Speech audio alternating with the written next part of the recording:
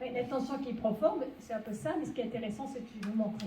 C'est-à-dire, on le sait demander, vous recevrez, l'intention, on vous dit, moi, avec les gros sceptiques, est-ce que tu as demandé, est-ce que c'est pas par hasard, etc. etc. Vous l'avez toujours entendu, mais tu crois à ça? Non, tu crois à ça?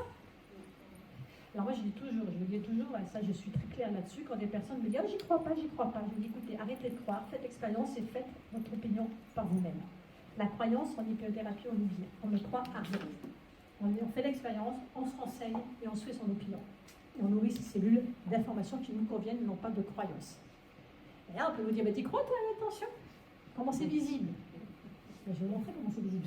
Ça peut être visible. D'accord? Donc, l'information qui est profonde, qui est quand même très intéressante, on arrive là. Vous connaissez, j'espère, pour qui ne connaît pas, bien sûr, du docteur Masuro Emoto, qui a fait ce travail sur l'eau. Qui ne connaît pas Masuro Emoto? Tout le monde connaît?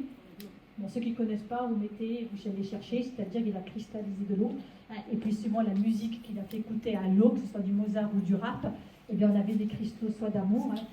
Mozart, symphonie, la paix, d'accord? Et I kill you, je te tuerai. Voilà, je te tue. On a des images comme ça. Et je t'aime, on a des images comme ça. Ok? Donc, c'est l'information, tout simplement, c'est ce qui correspond à l'homéopathie. Donc là, tout le monde connaît, c'est juste pour expliquer comment on travaille.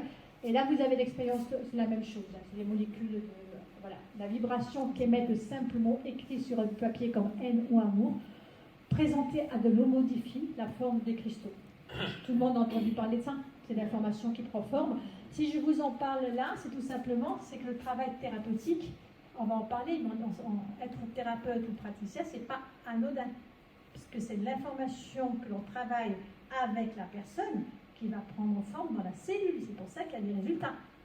Donc, quelle information, excusez-moi l'expression, des fois je suis un peu trash, on balance à l'autre.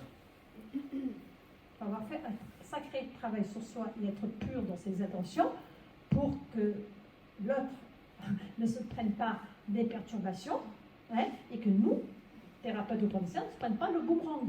C'est pas il n'y a qu'à faut que je fais de l'énergétique, machin, etc. C'est pas ça du tout. C'est le monde, j'en parlerai, un très gros travail sur soi, de pureté, de conscience, de spiritualité, de nettoyage énergétique, sinon on va à la catastrophe. On va à la catastrophe. D'accord? Donc c'est simplement pour conscientiser quand même qu'en tant que thérapeute, c'est pas anodin. On ne fait pas des ordonnances de médicaments de manière anonyme, on est complètement préservé derrière la matière. On touche au système énergétique de la personne, du nôtre et de la relation entre les deux. Ce qui est loin d'être anodin.